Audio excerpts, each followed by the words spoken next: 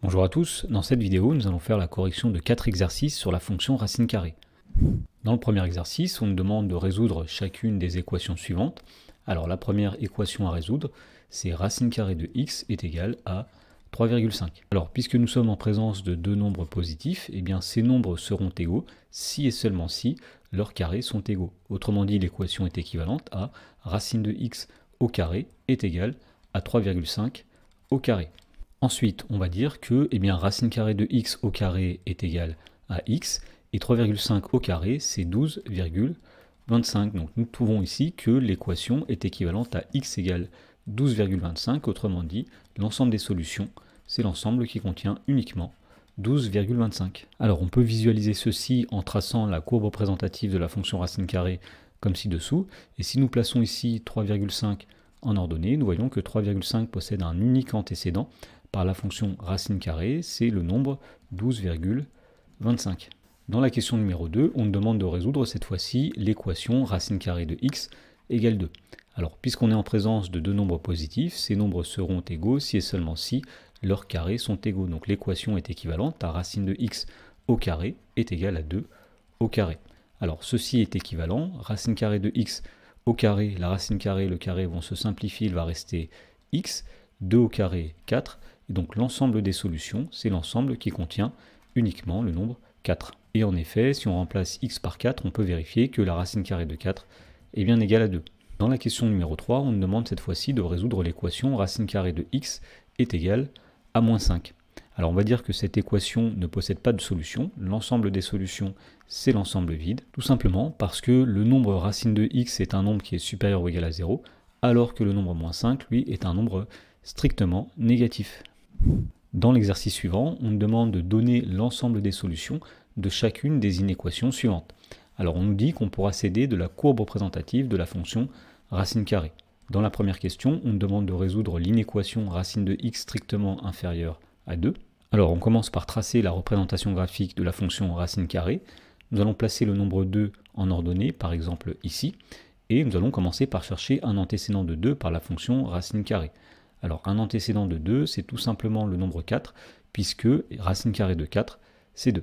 Alors on cherchait tous les nombres x pour lesquels la racine carrée de x est strictement inférieure à 2, c'est-à-dire que nous sommes sur cette portion de la courbe. Autrement dit, les nombres x pour lesquels racine carrée de x est inférieure à 2 seront situés sur cette portion-là en abscisse. Alors il faut exclure le nombre 4 de l'ensemble des solutions, puisque ici, nous voulions que racine de x soit strictement inférieure à 2. Et donc nous dirons que l'ensemble des solutions, eh bien, ce sont tous les nombres dans l'intervalle 0 inclus jusque 4 exclus. Dans la question numéro 2, on demande de résoudre cette fois-ci l'inéquation racine de x supérieure ou égale à 4. Donc là encore, on commence par tracer la représentation graphique de la fonction racine carrée, et nous allons placer 4 ici en ordonnée.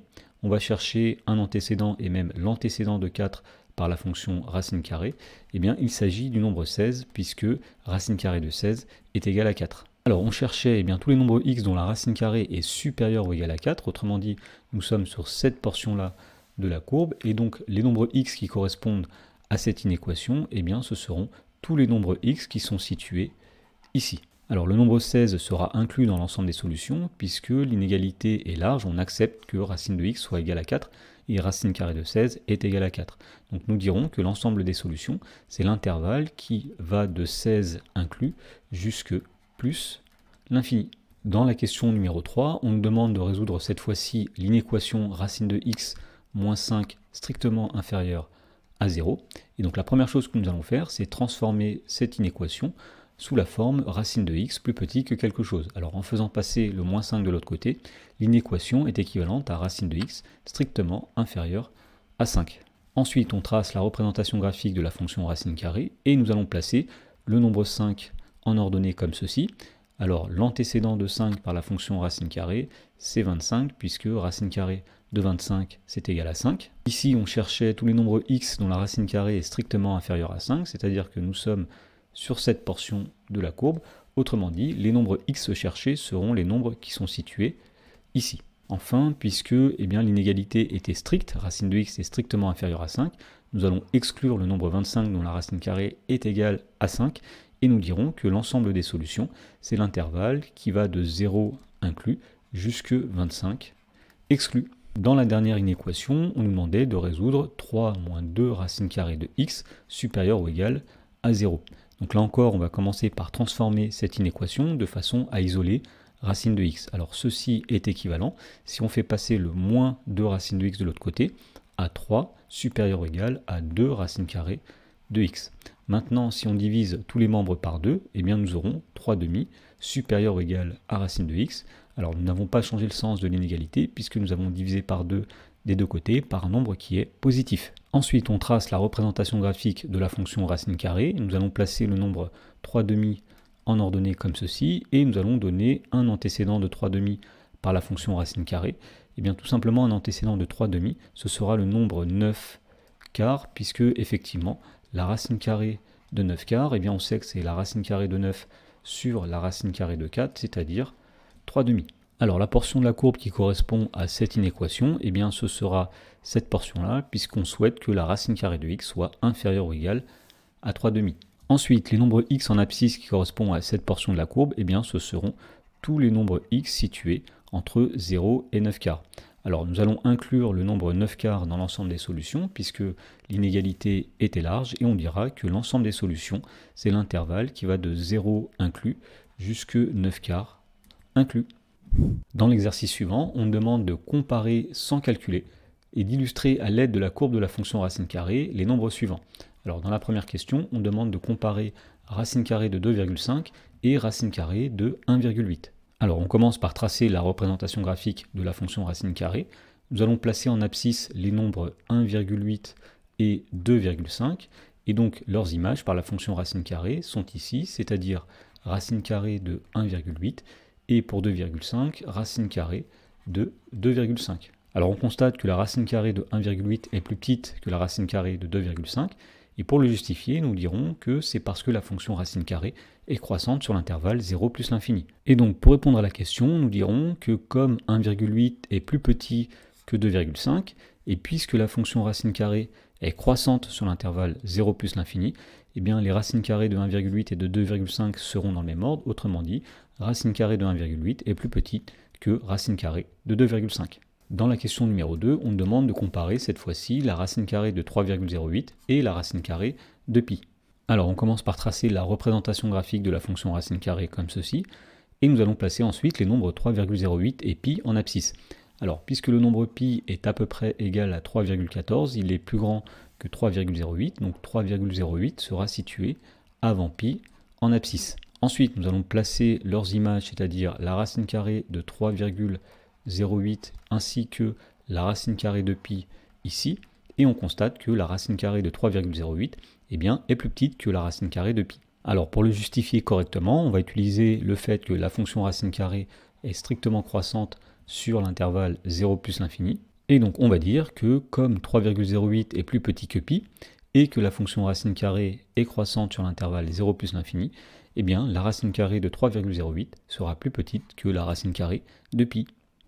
Dans l'exercice suivant, on nous dit, dans chaque cas, de donner le meilleur encadrement possible de racine carrée de x en justifiant, dans la première question, le nombre x est compris entre 0 et 4. Alors, puisque x est compris entre 0 et 4, la racine carrée de 0 sera plus petite que la racine carrée de x, qui elle-même sera plus petite que la racine carrée de 4, et la justification, c'est parce que la fonction racine carrée est une fonction croissante sur l'intervalle 0 plus l'infini. Ensuite, il nous reste à calculer, alors la racine carrée de 0, eh bien c'est 0, la racine carrée de x, c'est la racine carrée de x, et la racine carrée de 4, c'est 2. Autrement dit, si un nombre x est compris entre 0 et 4, sa racine carrée sera comprise entre 0 et 2.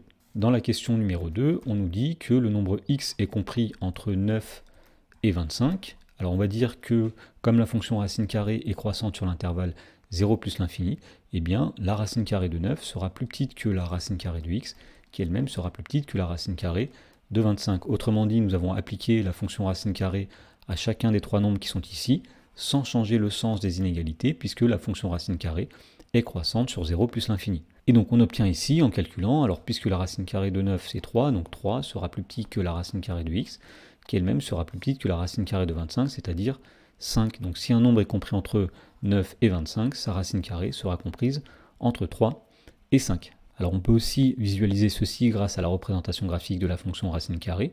Donc si un nombre x est compris entre 9 et 25, c'est-à-dire si x est compris dans cette portion, eh bien nous voyons que la racine carrée de x sera comprise entre la racine carrée de 9, c'est-à-dire 3, et la racine carrée de 25, c'est-à-dire 5, et donc la racine carrée de x sera quelque part ici.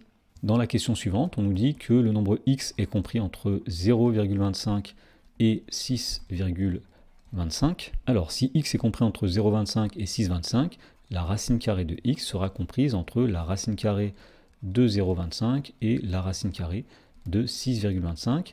Nous n'avons pas changé le sens des inégalités puisque la fonction racine carrée est une fonction qui est croissante sur 0 plus l'infini.